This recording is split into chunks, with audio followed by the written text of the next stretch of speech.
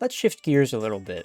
The past few videos I've put out have all dealt with technology in some form, and I thought maybe it'd be fun to deviate from the course and talk about something else. So let's talk about discontinued foods.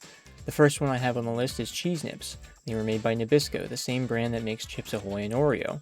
You had two choices when it came to baked snack cheese crackers. You could either do Cheez-Its, or you could do Cheese Nips. I preferred Cheese Nips, they had a better flavor than Cheez-Its. It's hard to explain the difference in the two when it comes to taste, but I just know that Cheese Nips were better. They were like that one meme of Daniel and the cooler Daniel, and Cheese Nips were the cooler Daniel. I'll give Cheez-Its this much though, Cheez-Its Big were really good. From what I know, they were discontinued in 2020 because in the latter half of 2019, they were finding pieces of plastic in a lot of the bags. Cheese Nips were also packaged in with Lunchables, and I remember them always being with the barbecue chicken nuggets. After I'd get done with the nuggets, I'd dip the Cheese Nips in the barbecue sauce, and it was really good. Waste not, want not when it comes to barbecue sauce. Up next, we got Pillsbury Waffle Sticks. These were an excellent and filling breakfast that I didn't get to keep very long as they had discontinued them a few years after I started eating them. They came in two flavors, chocolate or blueberry, and came with a dipping cup of maple syrup.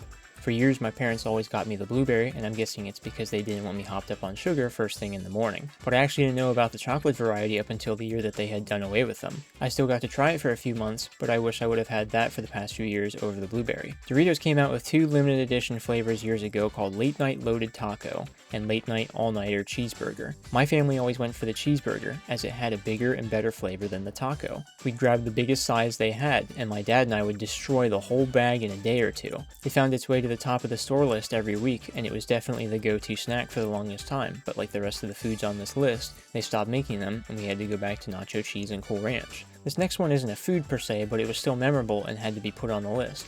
Extra, the gum brand, used to make dessert-flavored gum. I'm talking root beer float, mint chocolate chip ice cream, and apple pie, just to name a few flavors. My friend and I used to ride on our bikes up to our local gas station, and we would each buy a pack of gum and have that to chew on for the week. I usually got the mint chocolate chip ice cream, and he got the orange creamsicle, which I tried once and thought it was gross. I often wonder if I was able to try it again, would I have a different opinion. Pop-Tarts at Christmas time used to have a gingerbread flavor. I haven't seen these for a very long time, and don't know when exactly they got rid of them, or if they are still around and they just aren't in my area. I remember back in my elementary school years around Christmas time, I'd get home from school and grab a pack and pour myself some eggnog, and head downstairs to play some GameCube or watch some holiday specials on Cartoon Network. There were some nights where I went back for another pack and a refill of eggnog, and that might have been a mistake, because I can still remember the horrible stomach aches I'd have afterwards. They were awesome, but definitely not worth the upset stomach in the end. Still somewhat on the topic of Christmas brings us to Hershey's Kissables.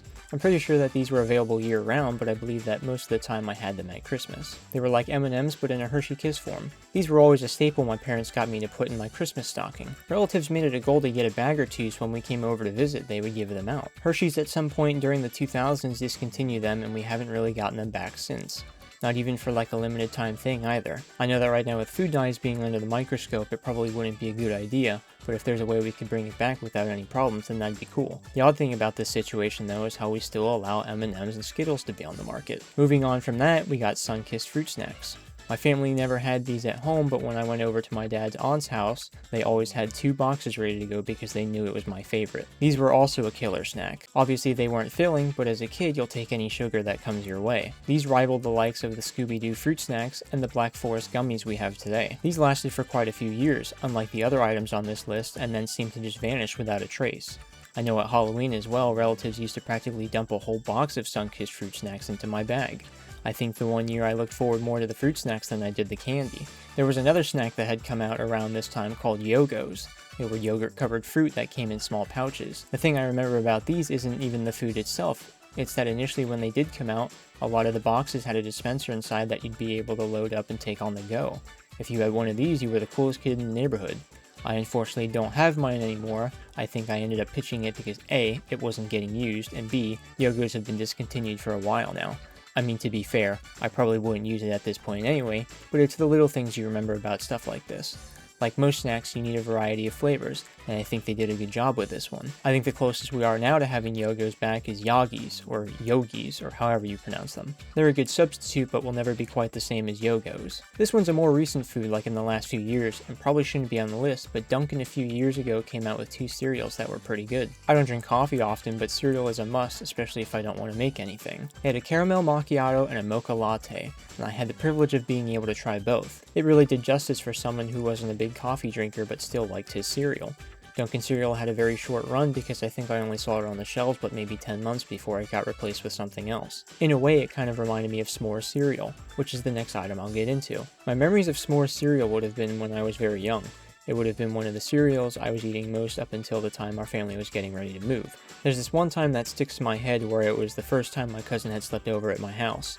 My mom was busy downstairs in the morning doing laundry and my cousin and I wanted breakfast. Rather than waiting for her to finish up, we both poured ourselves some cereal and sat in the living room and watched Playhouse Disney or something else that might have been on in the morning. Now, s'mores has been a product from what I've seen that has a tendency to come and go. It was around when I was really young, then went away. Then came back during my teenage years for a little, then they stopped making it. My guess is it might be back again soon if it isn't already. Now, I could always get something else like it, but when you get used to something for a while, it's hard to switch to something new. But maybe that's just me. Here's another item that was an interesting pick. Crystal Pepsi. I wasn't around when this originally came out, but I did get to try it a few years ago during the summer of 2019 when they brought it back for a little while. It's basically just Pepsi, but it's incredibly clear for a soda.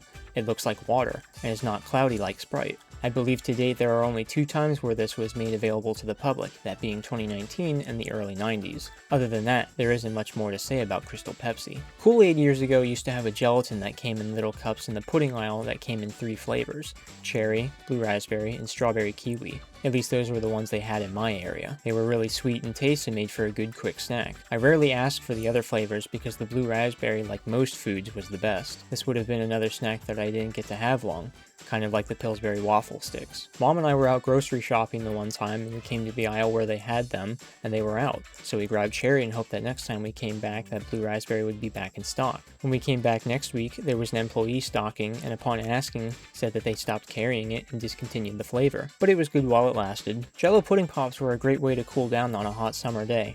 Growing up, the flavors we had were vanilla, chocolate, and chocolate vanilla swirl. My parents tell me that for them it used to be chocolate, vanilla, and banana. I feel like a lot of us know the reason why these were probably discontinued.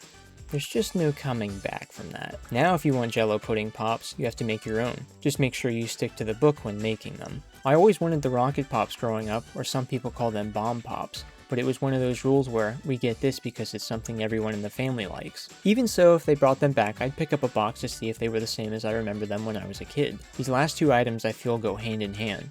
The first one being Kid Cuisine. These are still made, but I rarely see them anymore, which is why they have ended up in the video. My parents always bought the Hungry Man TV dinners for themselves. It was usually the ones that had the chicken, corn, mashed potatoes, and a brownie. Dad would always save me the brownie because he was not a big fan of sweets. Years later, I would also have my fair share of Hungry Man TV dinners, but before that, I had Kid Cuisine. They had chicken nuggets, corn, chocolate pudding with candy sprinkles, and macaroni and cheese. Sometimes it came with gummies that were shaped like tools instead of the pudding. There were also a few times I got the pizza variation or the spaghetti and meatballs. The chicken nuggets one was usually the best. To me, it was one of those things where you saw your parents do something and you wanted to be like them. You wanted to feel like a grown-up eating a TV dinner, and that was accomplished through Kid Cuisine. On a side note, years later, after moving on to Hungry Man dinners, they had changed the penguin mascot to a more generic-looking character, and I thought the original adaptation of the penguin looked more appealing to its target audience. That brings us to the last item on the list, and that is Lunchables. Not the new Lunchables, but the old Lunchables that are no longer around.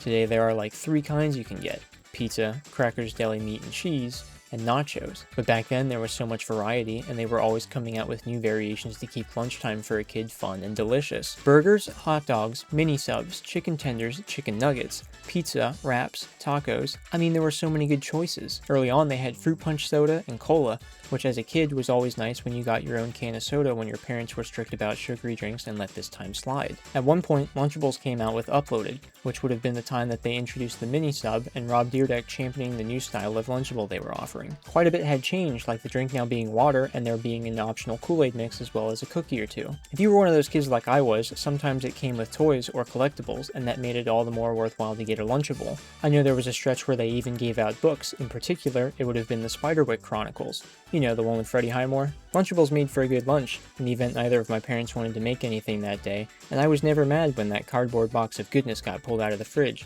because I knew I was going to get an awesome mix of snacks and drinks to hold me over until dinner time. And that brings us to the end of the video.